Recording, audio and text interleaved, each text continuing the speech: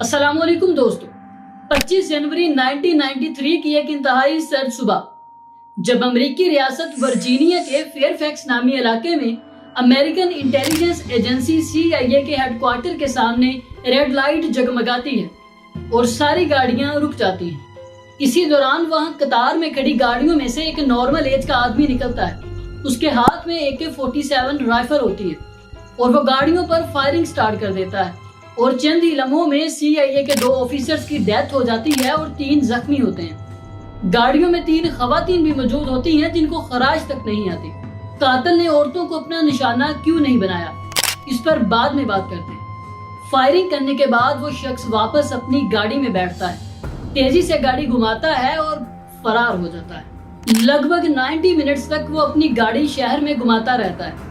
जब उसे यकीन हो जाता है कि पुलिस उसका पीछा नहीं कर रही तो वो वापस अपने अपार्टमेंट में आ जाता है। अपार्टमेंट में वापस आने के बाद उसने राइफल को प्लास्टिक के थैले में पैक किया और सोफे के नीचे रखा। वो मैकडॉनल्ड से बर्गर खाने बाहर गया और अगले ही दिन फ्लाइट लेकर कोयटा पाकिस्तान वापस आ गया।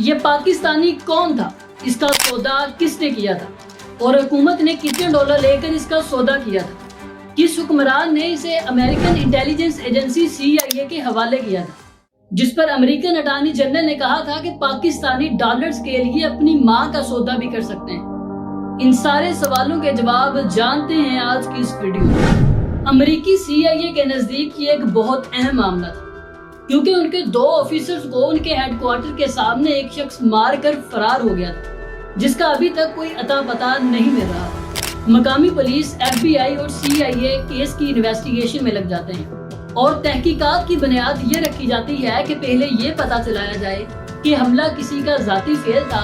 मतलब कि ऐसा भी हो सकता है कि किसी ने ये हमला अपनी जाती बना पर अपनी जाती दुश्मनी निकालने के लिए किया हो, या फिर ये हमला दहशतगर्द तंजीमों की एक मुनज़्ज़म कार्रवाई।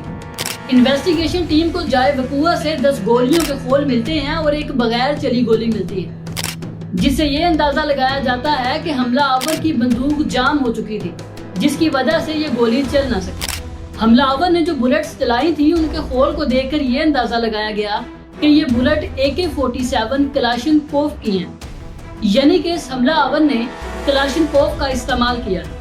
इस हमले में महफूज रहने वाली खवातीन की मदद से हमलावर का स्केच बनाया जाता है और इस स्केच को अखबारात में दिया जाता है। अमेरिकी हुकूमत की तरफ से ऐलान किया जाता है कि जो भी हमलावर को पकड़ने में हमारी मदद करेगा, उसका एड्रेस बताएगा, उसकी लोकेशन ट्रेस करेगा, तो हम उसको $20 लाख का इनाम देंगे। इन्वेस्टिगेशन में तेजी आती है क्योंकि इस हमले में कलाशनकोव का इस्तेमाल किया गया था। तो इब्तदाई तौर पर 1 साल के अंदर वर्जीनिया के अंदर और उसके आसपास के इलाकों में जितनी भी कलाशनकोव सेल हुई थी उनका डाटा मंगवाया जाता है। इस डाटा को एनालाइज किया जाता है तो FBI को मालूम पड़ता है कि इस अरसे के दौरान इस 1 साल के अंदर तकरीबन 1000 के आसपास कलाशनकोव फरोख्त हुई थी। एक कलाशनकोव हमले से 3 दिन कबल फरोख्त हुई थी, जिसके खरीदार का नाम एमल कांसी था। FBI की टीम उस एड्रेस पर पहुंचती है जो एमल कांसी ने AK-47 खरीदते वक्त दिया था। वहां उनकी मुलाकात एमल कांसी के रूममेट से होती है जो कि एक पाकिस्तानी था। इस शख्स ने इन्हें बताया कि एमल कांसी किसी दूसरी शख्स के थ्रू इनका रूममेट बना था। कमरे की तलाशी दी जाती है तो FBI टीम को एक चमड़े के ब्रीफ केस से पिस्टल और कलाशनकोव की गोलियों से भरा हुआ एक मैगजीन मिलता है। मजीद तलाशी के दौरान सोफे के नीचे से एक कलाशनकोव मिलती है जो एक प्लास्टिक के थैले में पैक थी। एमल कांसी के रूममेट ने इस असले से लाइल्मी का इजहार किया और एमल कांसी की गाड़ी की निशानदेही की जो उस वक्त पार्किंग में खड़ी थी, जिससे FBI टीम को यह पता चलाने में मदद मिली कि एमल कांसी एक पाकिस्तानी था जो हमला करके पाकिस्तान फरार हो चुका है।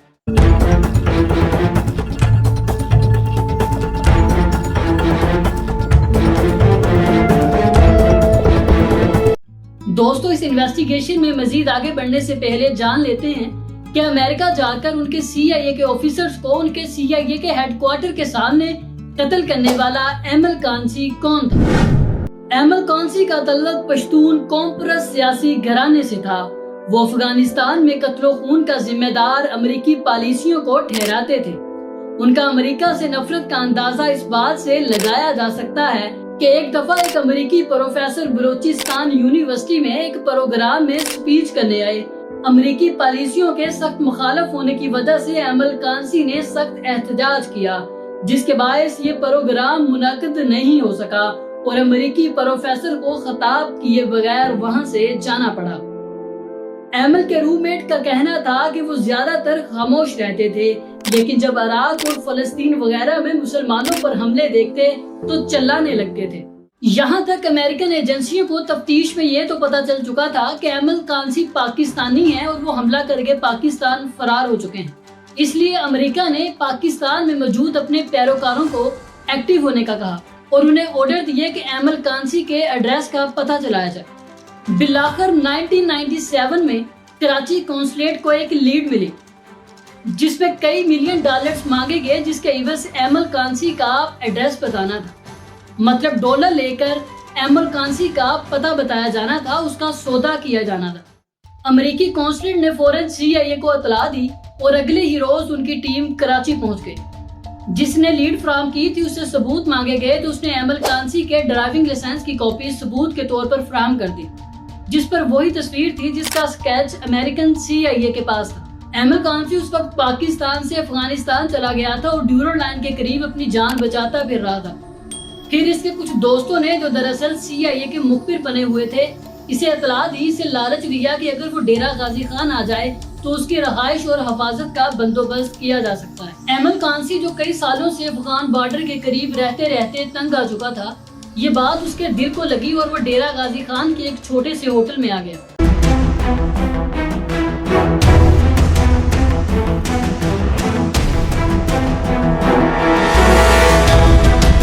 ये 15 जून 1997 की बात थी, जब अमेरिकी इंटेलिजेंस एजेंसी CIA और पाकिस्तानी एजेंसियों ने मिलकर एमल कांसी के कमरे पर सुबह 4 बजे रेड करी। एमल कांसी के फिंगरप्रिंट्स लिए, उसकी तस्वीर ली और जब तस्दीक हो गई कि यही मतलूबा ऑब्जेक्ट है तो उसे अरेस्ट कर लिया गया और डेरा गाजी खान से उसे रावलपिंडी ले जाया गया। पाकिस्तान इंटेलिजेंस एजेंसी ISI ने उस वक्त अमेरिकी एजेंसी को इजाजत नहीं दी कि वो एमल कांसी को अपने साथ अमेरिका लेकर जा सकते हैं। फिर एमल कांसी का सौदा किसने किया और किसकी जेब में कई मिलियन डॉलर गए, आइए जानते हैं। उस वक्त पाकिस्तान में मियां मोहम्मद नवाज शरीफ की हुकूमत थी। अमेरिकी हुकूमत के पाकिस्तानी हुकूमत के साथ मामला तय पाए और एमल कांसी को अमेरिकियों के हवाले कर दिया गया। बाद में मुख्तलिफ अफवाहें फैली जैसा कि नवाज शरीफ ने एमल कांसी का सौदा अमेरिकी एजेंसियों के साथ $2 बिलियन में किया था। इस बात में क्या सच्चाई है वही बेहतर जानते हैं, लेकिन एमल कांसी का सौदा तो हुआ था। जब पाकिस्तानी हुकूमत ने अमेरिकी हुकूमत के साथ डॉलरों के एवज एमल कांसी का सौदा कर लिया, उस वक्त अमेरिकी अटॉर्नी जनरल ने तारीखी अल्फाज कहे थे। उसने कहा था पाकिस्तानी डॉलर्स के लिए अपनी माँ का सौदा भी कर सकते हैं। यह तो फिर एमल कांसी था। यूं 17 जून 1997 को इस्लामाबाद से अमेरिका का सफर शुरू होता है।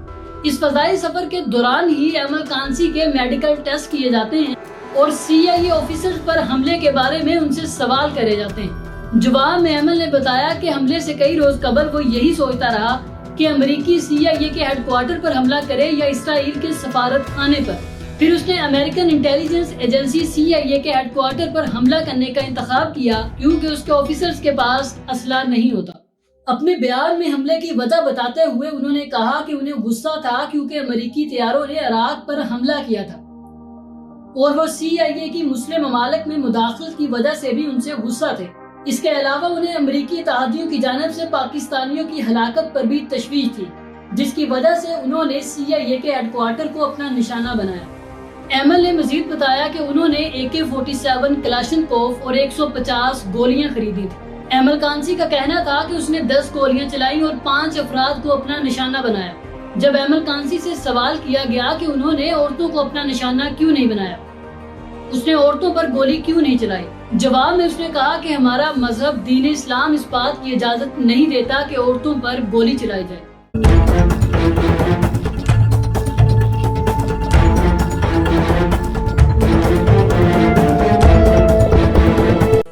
ایمل کانزی کے خلاف امریکہ کی عدالت میں مقدمہ چلتا ہے اور اسے عدالت کی طرف سے سزائے موت کی سزا سنائی جاتی ہے۔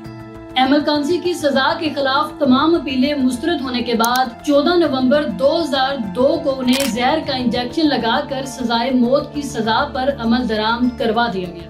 ایمل کانزی کو سزائے موت دینے سے قبل ان کے 2 بھائیوں نے ان سے ملاقات بھی کری تھی۔ ایمل کانزی کی نماز جنازہ کوئٹہ میں ادا کی گئی تھی، جس میں لوگوں کی ایک بڑی تعداد نے شرکت کری تھی۔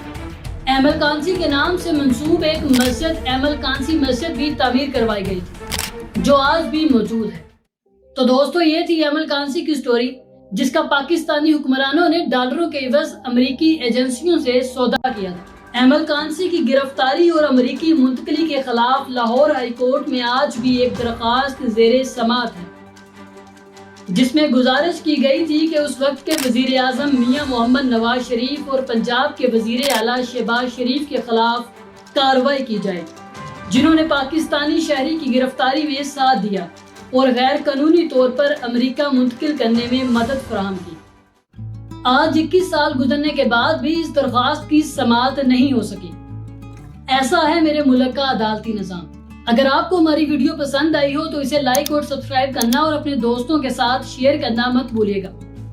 والسلام، حاضر ہوں گا ایک نئی ویڈیو کے ساتھ، ایک نئی سٹوری کے ساتھ۔ تب تک خدا حافظ۔